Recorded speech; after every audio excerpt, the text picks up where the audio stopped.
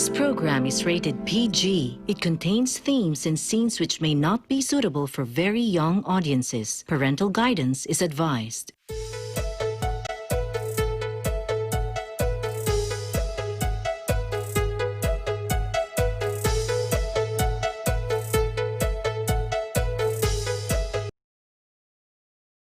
Live on Eagle News and Net25 on our YouTube channel at Net25 TV. I am Cesar Vallejos. Welcome to Open for Business. Join me discover the latest news and information in business around the world. Stay ahead of some insights on how we can harness available technologies to ensure uninterrupted operations and other critical IT facilities for schools and universities in the light of the new normal. Pamela Albar, Head of Channels of Vertiv Philippines, will join us and we will talk about how we can rely on technologies better and to thrive amid the pandemic. Open for Business will return after these reminders.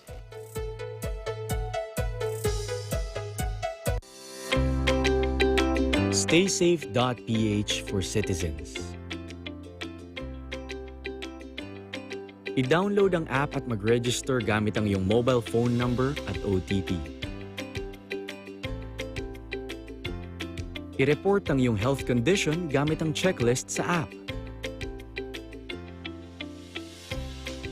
Ikaw ay protektado dahil sa advanced contact tracing ng StaySafe gamit ang auto-detection ng Bluetooth at GPS. Manonotify ka rin sa mga lugar na may positive, probable at suspected COVID-19 cases. Kaya safe ka sa mga pampublikong lugar. Safe ka din sa mga pampublikong sasakyan gaya ng jeep.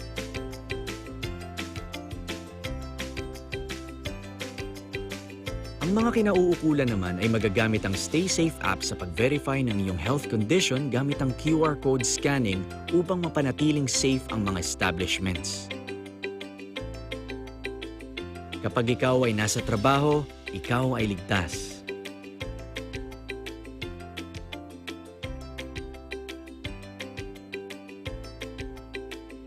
Sa LRT o MRT o kahit saang mass transportation ay magagamit ang StaySafe app sa pag-verify ng iyong health condition gamit ang QR code scanning upang mapanatiling ikaw ay protektado.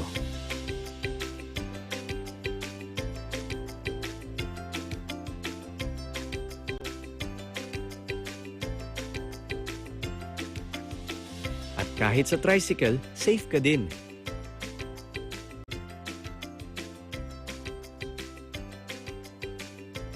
Ngayon na tayo ay nasa new normal, kailangan nating masigurong safe tayo at ang ating buong pamilya.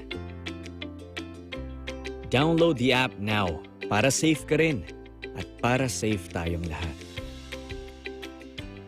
Be safe with StaySafe.ph.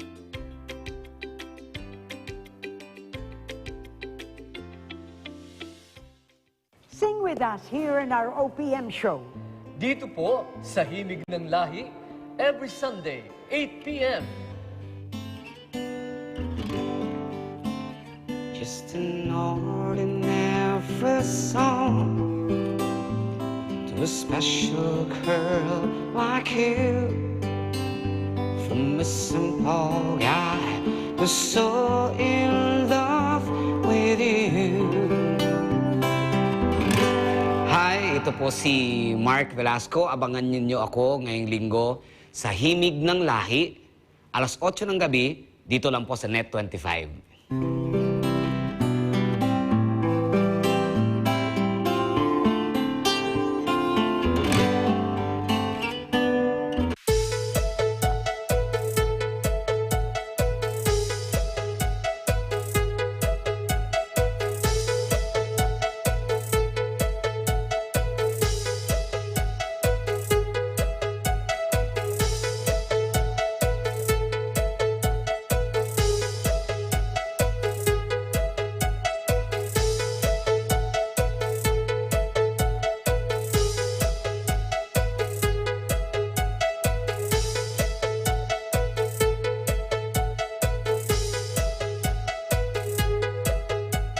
Open for Business is back, and with me is Miss Pamela Albar, Head of Channels of Vertiv Philippines. How are you, Miss Pam?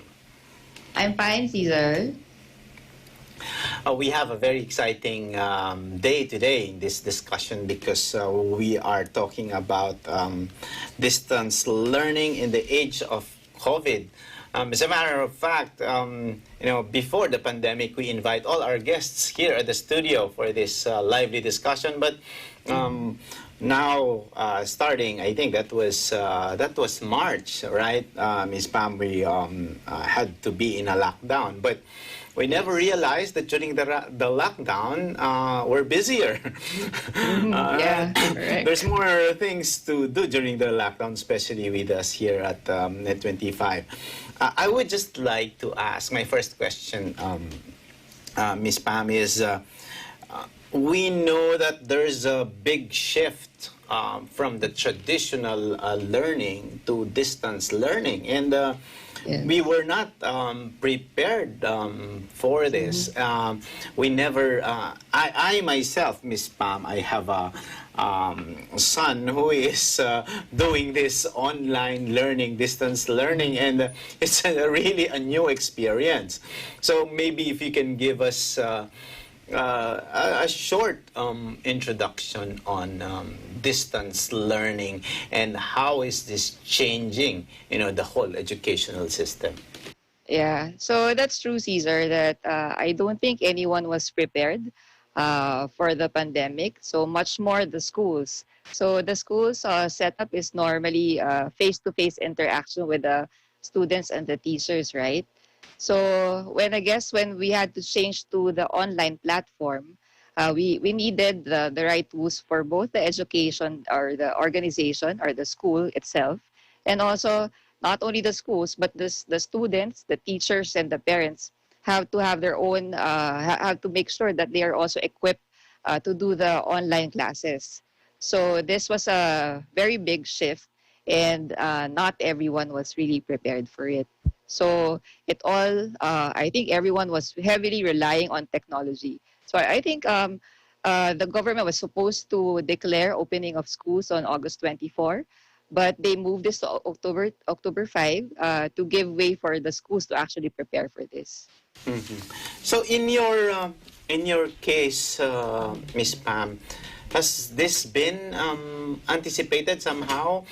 Because with you were mentioning about parents and students who did not really prepare for this, and even enrollments the continuing of classes had to be shifted immediately during the pandemic. What was your insights on the schools, educational institutions, on their anticipation, and how did you manage the demand, for this big The shift change. to Yeah, distance yeah. learning? Well, on the school side, I think some organizations, there were few universities and schools who actually did online platforms or online or distance learning. But the traditional schools, where they all had a classroom setting, and although I've noticed that my kids, I'm actually a mom of four, my kids actually were doing a lot of activities also via the internet. So they would get some assignments over the net, but in terms of classroom facilitation, it was all done physically. So nothing virtual was being done. So I guess some schools were, although they had IT infrastructure, but it was a question of was it robust enough? So will it be able to handle a lot of online platforms, a lot of data, or there will be an increase in data being stored in their servers. There will be a lot of storage needed, and processing. In terms of processing, also the servers would be needing more power for this. So that was one thing that maybe the organizations or the schools needed to re-examine or check again. Mhm. So on Which, the other side, yeah, sorry, Miss Pam, yeah, to okay. butt in, but you are talking about this infrastructure and the systems that that are needed by the institutions, by the educational institutions to really serve this need. Actually, this is not. This is already a necessity, di ba? Maybe Yes, before the yes. pandemic, investments in their infrastructure systems, network infrastructure, storage, may be good to have for them, di ba? But this time, it's a must-have requirement. So my question there, before we go into the details, Miss Pam, is that how do you compare the educational institutions here in the Philippines? Because this is a pandemic, diba? And all, the schools, universities, not only the Philippines, but in the world, are affected by COVID-19. And institutions around the world are exploring the online and digital approach into this learning. Based on your, do you have some studies or insights on how educational institutions fare compared to the schools and universities in the different parts of the world? Well, I'm not actually very privy to that information in terms of the global situation for online learning. But what we know is that for the Philippines, we actually are, at least Asia Pacific, there's actually a 32% increase in e-learning already. And I think the Philippines is just not up to par with that kind of change yet. Mm-hmm. So when you say 32% increase in online learning, that's already Yes. huge, correct? Yes, yes, yes, yes. But when we say online learning, Miss Pam, because there are various differences also in terms of approach, di ba? There's blended learning, there's online Yes. learning, there's the combination of different online facilities. But the thing is, whatever strategy or digital strategy or technological innovation that you have to do, internet or that infrastructure is needed. So, Yes. how is there some sort of a definition of what is really needed here in the Philippines? Is it, and how can you, are there, in your case where you provide the systems and the infrastructure to educational institutions, is there definitions between what is distance learning or online learning or blended learning that they call?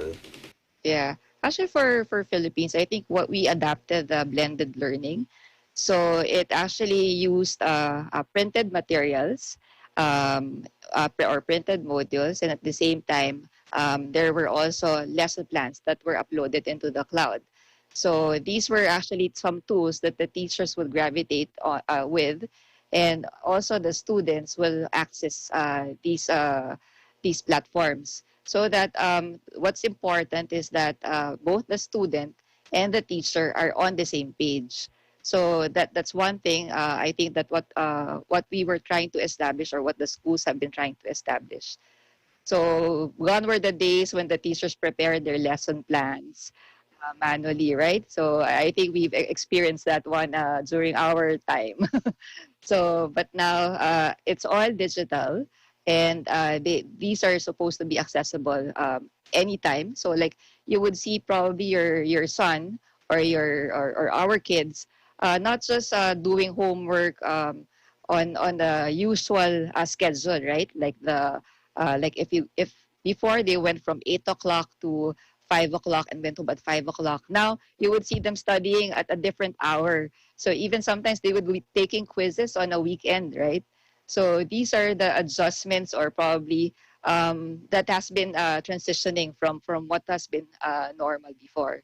And one maybe aspect, the funny aspect that I've been seeing also, is that uh, my kids, they have redefined what is semi-formal or smart casual. Because like when they go to school, only upper body, they would come in uniform from their top, but from the bottom they would just use whatever they were using. So these are some unusual things that we are seeing, and I think everybody's been coping, although it was a short notice to change, to prepare for. But I guess Filipinos are very creative and adapting, and I think the government was very supportive. So I think amidst all the discussion between the government before opening the classes, whether to hold classes in the school premises or how to actually help them, we were all able to adjust, and I think we're thriving. I was laughing, Miss Pam, because I had the same experience. So there is still the uniform, but it's just on the upper part. Correct. but you know, when you look down, you know, the home clothing, it's there. So, and you also mentioned about this changes in schedules. It's very flexible now, and you know, something that we also appreciate in this kind of setup, because you know, it gives comfort also to parents, you know, to see them, to see their kids with them, and to somehow you know, monitor, you know, what's happening closer. But that's another topic, because like for example, before there are you know, students are students, but now even the parents are turning to be students, because they are forced also to really learn you know, the requirements of distance learning or online it's learning. It's actually a family affair. Yeah, exactly. We go to you know, this question on distance learning. Now that we have already started, what are the possible challenges, you know, that's related to this unprecedented shift to digital distance learning? Yeah, so people turning into the online platform. So we can see that there's increased cloudification requirement. So they're all on the cloud, so there's an increase in cloudification. So people or the organization themselves have to re-examine, is their IT infrastructure enough? Is it able to support it? So it's not only the school or the organization themselves, but it's also the providers of this online platform or e-learnings. So they also have to check, will they be able to sustain whatever they have put in the cloud, and make sure that it will not go offline, because everybody's looking at that. On the other hand, I think everyone is familiar or can actually attest to this, that and now there's an increase in the requirement of bandwidth at homes, right? So there's a widening residential actually telecom bandwidth requirement. So when you say that, it means that before the shift went to the homes now. A lot of people are applying or wanting to have their own internet connection, or at least upgrading their internet connection.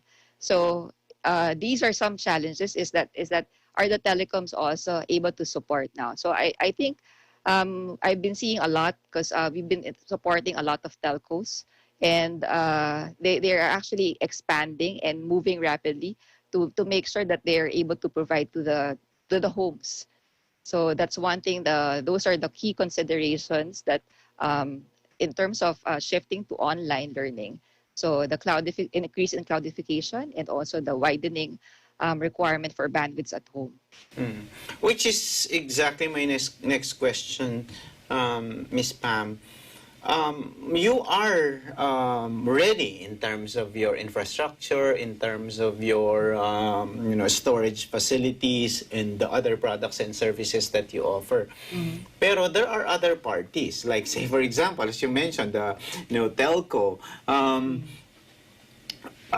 You know, we have been talking about that for so many years already. You know, when you compare the speed of our internet versus our Asian neighbors, and also how affordable or expensive is it. So is this also a major challenge, and what steps are you doing, or is there also a demand from your side, from the supplier side, on how telco in the Philippines must be developed and thrive to address the growing needs of the Philippines. Specifically right now, tama yung sinabi mo, Pame, na the shift before, di ba?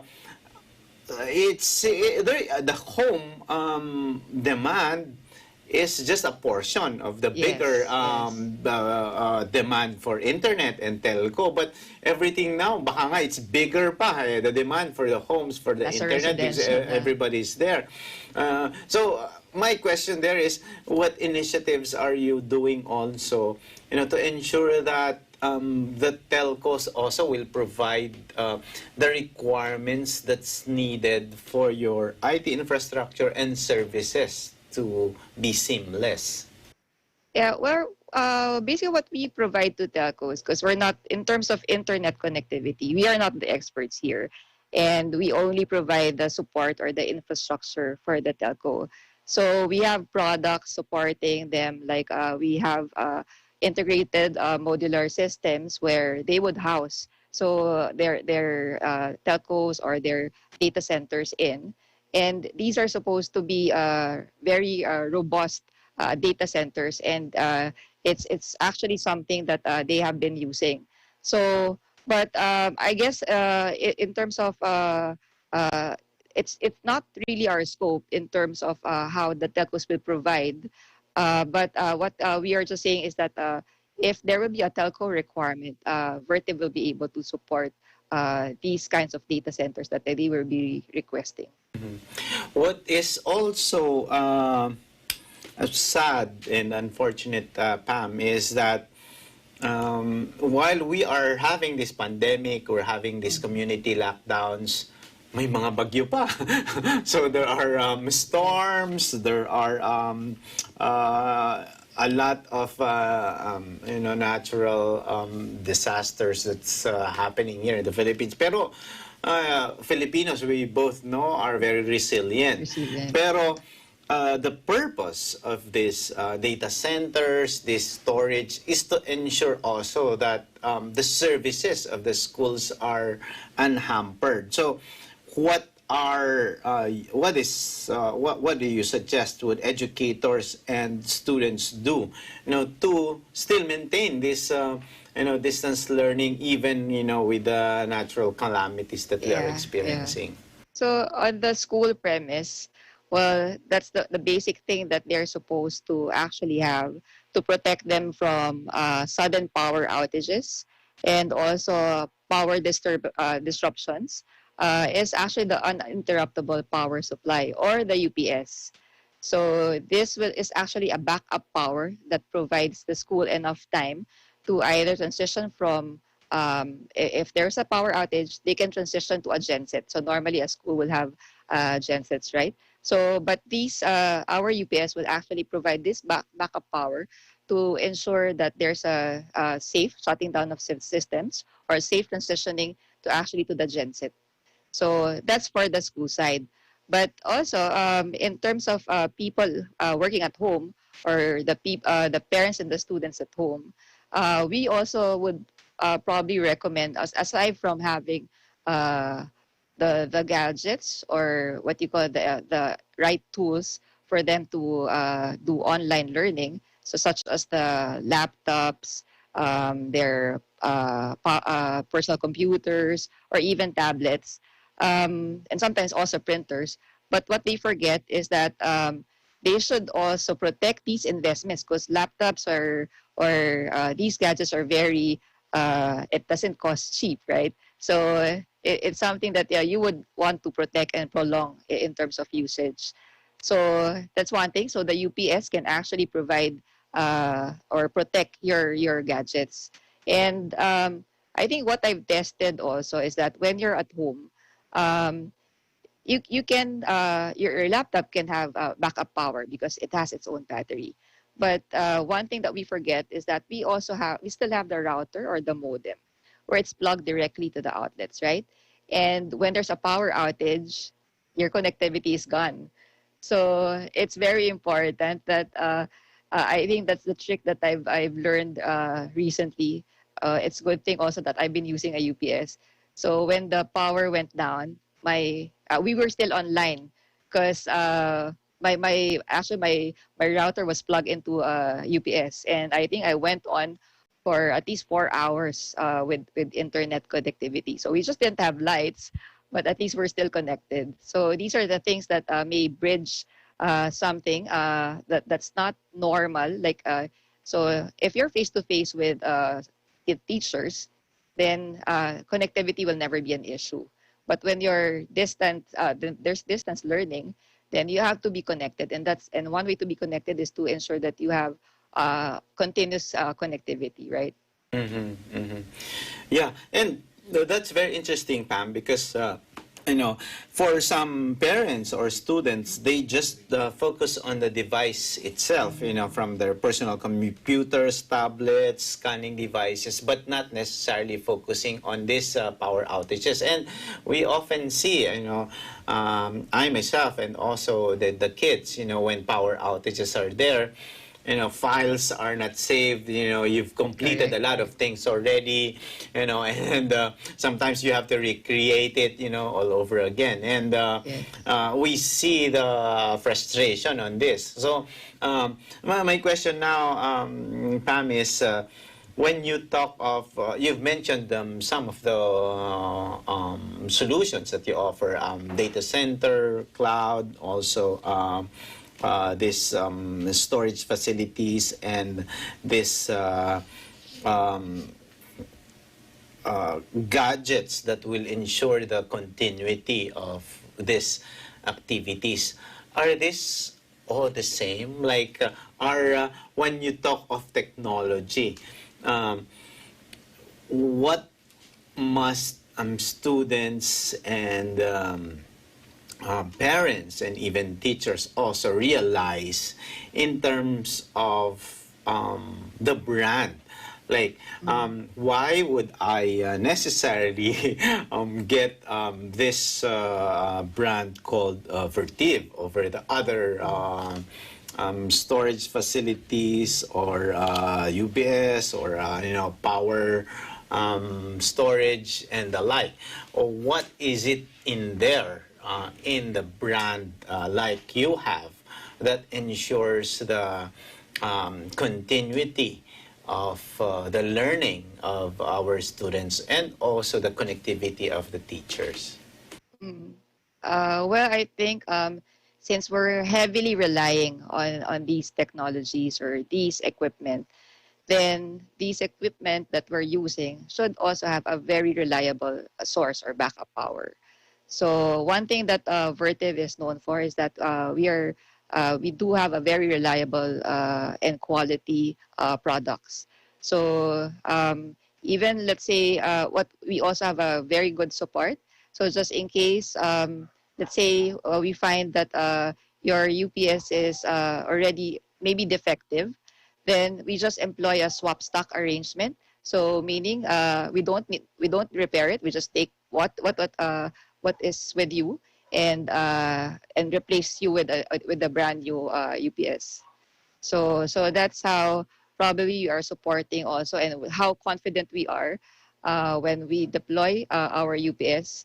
So we are confident enough that we can guarantee swapping your equipment for a brand new for a brand new one within the warranty period, of course. Yeah, So, perfect. We'll talk more about your products and services, Ms. Pam, when Open for Business will return. Let's watch these reminders. Open for Business will be back. Stay with us. As the Philippine economy opens with growing consumer confidence, Open for Business and Globe My Business support local entrepreneurs by encouraging SMEs to be responsible in their health and safety protocols for consumer-safe shopping and dining experiences. Most importantly, we encourage you to spread kindness and love by supporting local. Gift Local is an annual campaign of Globe My Business. We hope to give inspiration to all of you as we support our local SMEs. We believe that this endeavor can help increase their brand's following, so our SMEs can recreate their success with Globe My Business. Gift your local products to your loved ones. Hashtag support local SMEs. Hashtag gift local. Watch Open for Business, Net25's business show for startups and SMEs. Saturdays and Sundays at 5 p.m. on Net25.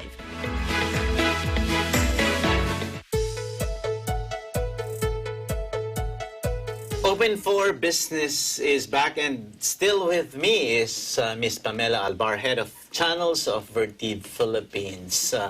Miss Pam, we are talking about this critical infrastructure that enables applications for data centers, communication networks, and commercial industrial facilities. These are not necessarily the focus of businesses, students, and teachers initially, because these are mostly at the back end. But during the pandemic, during the natural calamities, and other challenges that we are experiencing today, people should know about this, and especially also the owners of educational institutions, because this will provide the business continuity and also the continuity of learning for our students. My question now, Ms. Pam, is more about Vertiv Philippines. Can you tell us more about Vertiv Philippines, what your solutions are that you offer to educational institutions, and how long have been Vertiv here in the Philippines, and how are you operating? And because you said after-sales service is also very critical. That's a service that you can really provide to ensure business continuity. So can you tell more about Vertiv Philippines, Ms. Pam? Yeah. Okay. Probably I'll just put a very simple explanation of what Vertiv is doing. Is that Vertiv is actually a global provider of critical digital infrastructure and also business continuity solutions. So one of the products that we have is actually our uninterruptible power supply. And the flagship product where we are most known for is actually our cooling solutions. So these are the precision air conditioning units that we have that is used specifically for data centers, because so these cooling solutions are meant to cool all the servers or all the equipment inside the data center. So on top of it, we also have data center infrastructure management solutions. So where it will enable actually a lot of IT personnel to work remotely, monitor their sites remotely as well. So in a nutshell, that's what we normally provide all the organization that have data centers. How important is remote monitoring, Ms. Pam? Because of course, especially during the pandemic where you cannot easily travel, di ba? And of course, during storms and typhoons. So how critical is remote monitoring? And is this also a special service that must be needed and considered by educational institutions? Yeah, that's a very good question, Caesar. So actually, remote monitoring is very practical for everyone, especially here in the Philippines. We have, I think we have a lot of people are experiencing flooding, right? So even if it's just if the rainfall becomes a bit heavier, then we will be experiencing floods. So, but critical digital infrastructures or like your data centers would need, you have to be real-time monitoring them. So if you are not able to go to the site immediately, then at least you would know what's the problem within your data center if you have these data center monitoring solutions. So this is not actually a service. It's part of our equipment. It's part of what we provide. So and then the IT personnel can actually start monitoring when they have this installed or part of their built inside their data center. Mhm. Earlier, Ms. Pam, you highlighted the need for uninterruptible power supply for distance learning. Pero one of the key issues now, not only in the Philippines, but of course, around the world, because we're talking about sustainability, is the eco-friendliness of this equipment. So, can you discuss more about the focus or the commitment of Vertiv Philippines in terms of sustainability, making all these services and products environment friendly? Yeah. So for our UPS, we are making sure also that we have this continuous R&D. So right now, we've developed the lithium-ion batteries. So this is actually more friendly and more safe to use. And in terms of the life, this is longer than what a normal. Sorry, this is a jargon, but it's a VRLA batteries that the UPSs will actually use. So, and in terms of being committed, Vertiv is always committed to making sure, like, making us more, for example, in terms of the cooling solutions that we have developed already inverter technologies to make sure we are more efficient. And in terms of using cooling solutions, it's more, we're already in the inverter technology right now. Mm-hmm. Now, Ms. Pam, in terms of investments in these kinds of infrastructure, we know that in the past, this may not be the focus of business decision makers or educational institutions. But what is your insight on these institutions in their decision to focus on their investments in these technologies? You mentioned about business continuity. So lalo na with distance learning, talagang hindi naman pwedeng distance learning ka na tapos ma-hamper pa. So Yes.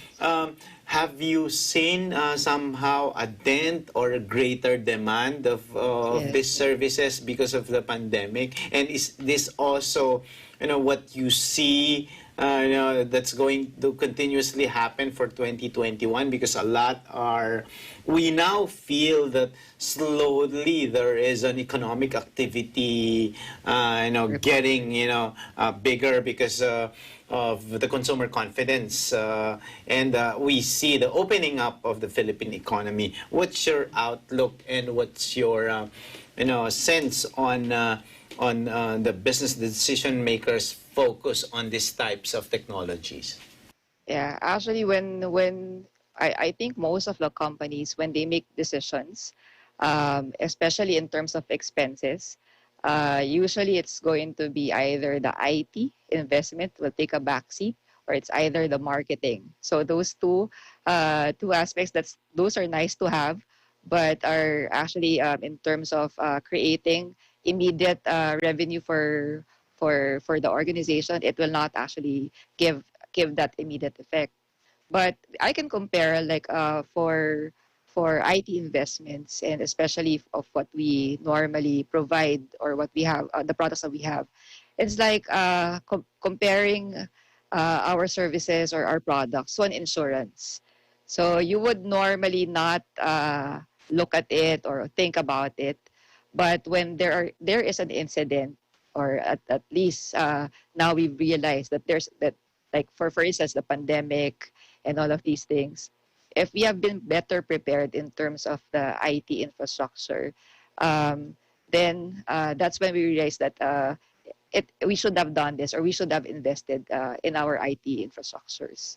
So I think that's the key thing, that probably companies should look at now, especially that most of us have transitioned or we have leapfrogged into the digital transformation. So we've accelerated.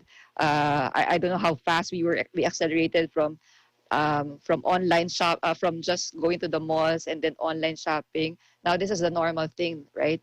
So these are very heavily reliant on technology. Yeah, actually, Miss Pam, we're just talking about distance learning, the application of your solutions to education. But actually, it's across the board. It's all across all industries. So, what's your outlook for 2021, Miss Pam? Well, yeah, we're very hopeful, of course. Knowing that what economists have been saying, that Philippine recovery will still be a U curve and it might take middle of next year. But there are certain industries that we have been supporting, such as the telco. And we are going to see that probably the telehealth or the telemedicine will actually to continue to grow. And these are some things that we would like to be able to support also. Banking, where everyone is doing a lot of online banking now. And I can see also there are several government projects that we have been seeing, very good initiatives from the Philippines that we're seeing they're beefing up their data infrastructure. So we can see some good signs by next year probably. Maybe although it may be seen by economists as a U curve for us, but gradually, I think by the first quarter, we will see better improvements in the economy. Yeah, I agree. And that's what also, some of the government officials are saying. And based on my interviews with, some CEOs and also thought leaders and also, from SMEs, they have a very positive outlook. As a matter of fact, recently, they've been, giving us, ideas and insights that everything will go back to,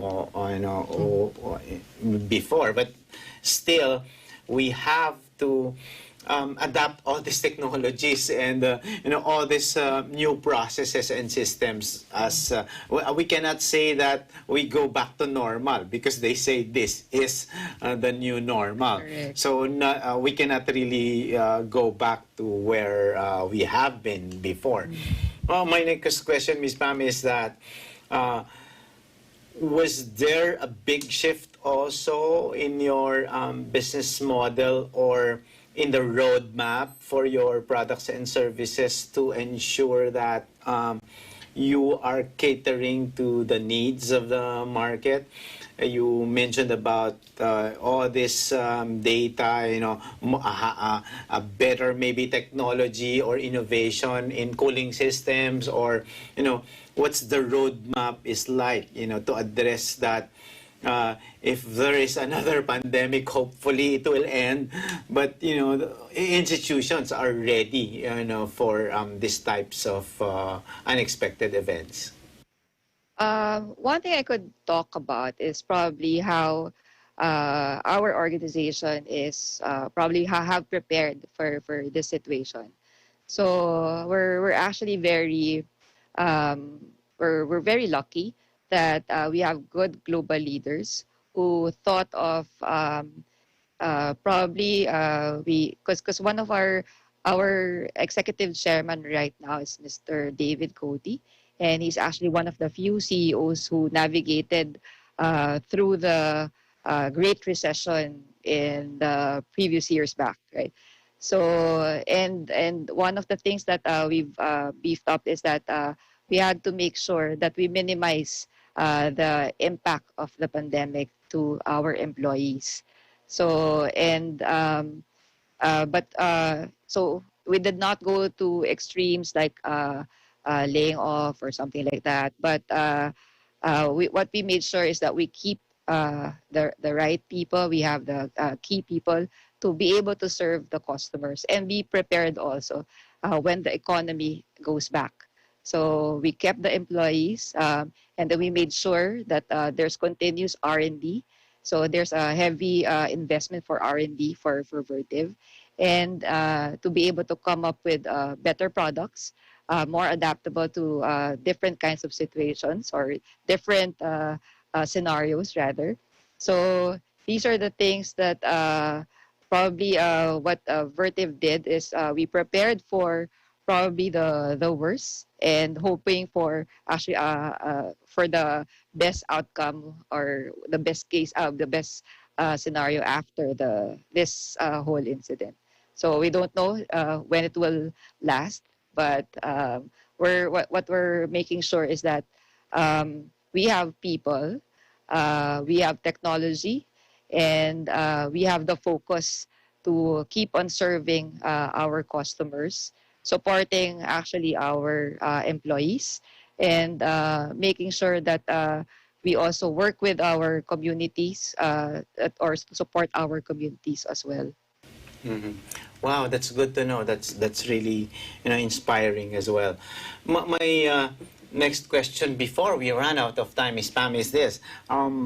We talked about the use of these services, facilities, and products as we apply it to distance learning in the educational institutions. But a lot of our viewers also come from the SMEs, from the small and medium enterprises.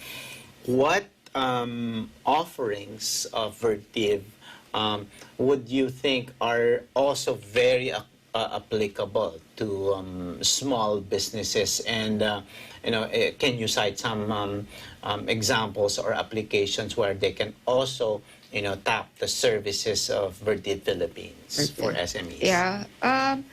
Basically, we're not really consumer on the consumer side immediately. So we are supporting businesses. So pretty much we're taking in partnerships. So we are actually open to increasing number of partners. So we are looking for system integrators. We are looking for these resellers to actually support the different vertical industries that would be needing these technologies. So we need system integrators to actually combine or to actually piece together all and build a data center for hospitals, for other corporate accounts. So these are some things that what we are also guiding or what we are looking for. So basically, when we say businesses we don't actually control, or we don't have direct probably support to small businesses, but that's how we are recruiting partners to resell our products and also our solutions. Yeah. In terms of system integration, Ms. Pam, I know that you focus on specific verticals. You mentioned earlier about, banking is one, manufacturing, and also mentioned healthcare. Is there a demand for, where do you see the demand in terms of the verticals, that has this demand for services that system integrators can tap? Ito ba yung kasi di ba na-hold din yung ating yung build campaign, pero unti-unti nang bumabalik. So with all with the various verticals, saan mo inaay yung channel growth for 2021?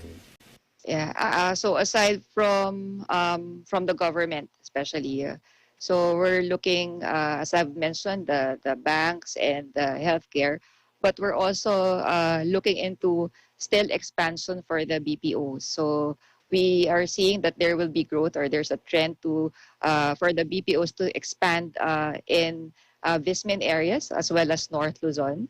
So these are some things that our resellers or our system integrators would be looking at. So these are the trends. In terms of the telco side, there will be a lot of improvements or a lot of players coming in, and they would be needing the support. So telco would be a huge business in next year. And of course, the education sector, because we are never sure how long we will all be working from home, having online classes. So the continuous adaptation of the educational sector is still growing. So by 2021, I think there's still much a gap that has to be filled, and schools need to beef up their infra more in next year. Mhm. Wow. Yeah, thank you so much, Miss Pam. And I hope that, I can sense the growth of, channel development with your company because of the uniqueness of the offerings that you offer, and of course the network, and also the after-sales support that you are saying, and the relevance of all these applications. What is your message also to channel partners? How can they reach you, reach to resellers, and what makes Vertiv Philippines, product of choice, for resellers and your partners and your channels to push them these solutions in the market? Yeah. So for maybe the key message here is that we need first to make sure that we invest in technology, and we need partners who will be able to work with us and collaborate with us, so that we can deploy more and evangelize more on how to actually scale up and modernize their data or the different organizations' data center. Wow, thank you so much, Ms. Pamela Albar, the Head of Channels of Vertiv Philippines. It's really an exciting discussion on the needs of the educational institutions and other verticals, and we hope to get to interview you more in the next episodes of Open for Business, as we also would like to have this business continuity uninterrupted and unhampered services and also the studies of our kids. You said you have 4, I have 2, and it's really a challenging day every day, and it's a very fresh sight, to see our kids learning. But actually, even parents, SMEs, business owners have to learn as well, how to adapt this. This is the new normal, and we have to embrace it. That's Miss Pamela Albar, Head of Channels of Vertiv Philippines. Open for Business will be back. Stay with us.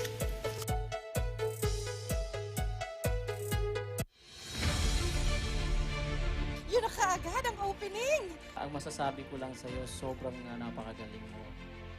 You are now a star. Ang galing-galing mo.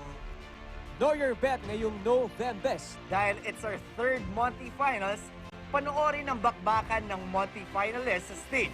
Level up performance sa kantahan.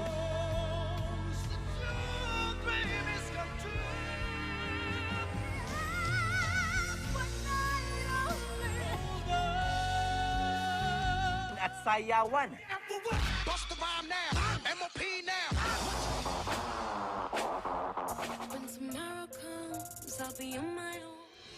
Ramdam na ramdam ko dito na talagang binigay ninyo yung 100% ng pagkatao nyo sa performance ninyo. Yung energy nyo talaga consistent. Talagang na-entertain kami. Sobrang ramdam ko yung bigat.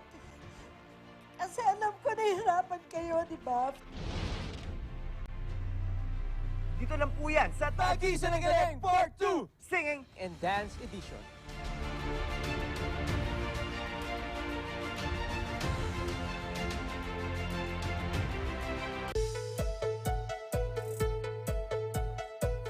Open for Business is back, and our term of the week is from techmarklabs.com. Our term of the week is channel partner. A channel partner is a company that sells products and services for a technology manufacturer or vendor. This technology may include hardware, traditional software, software as a service, or SaaS or Cloud Computing Solutions. The channel partner is part of the vendor's indirect sales force, meaning they sell the products and services on behalf of the vendor, but they are also an independent company. They may also sell products and services produced by other vendors, as well as items they develop themselves. And our word of the week is from Steve Jobs in Walter Isaacson's Steve Jobs. He said, "Customers don't know what they want until we've shown them." Thank you for watching Open for Business. Join us again in the next episodes of Open for Business for more insights from CEOs, thought leaders, industry experts, and SMEs promoting business development in the Philippines. See you again every Saturday and Sunday here in Open for Business, where we discuss business information, deliver the latest business news to keep you informed and open for business and be ahead of the curve from vision to action. You're on Facebook Live on Eagle News and at Net25 TV, and you can watch this again in the video section of the Eagle News and Net25 Facebook pages and on eaglenewslive.com. Subscribe to our YouTube channel at Net25 TV. Thank you again for watching for Open for Business. This is Cesar Vallejos. We live in interesting times. Have a great day.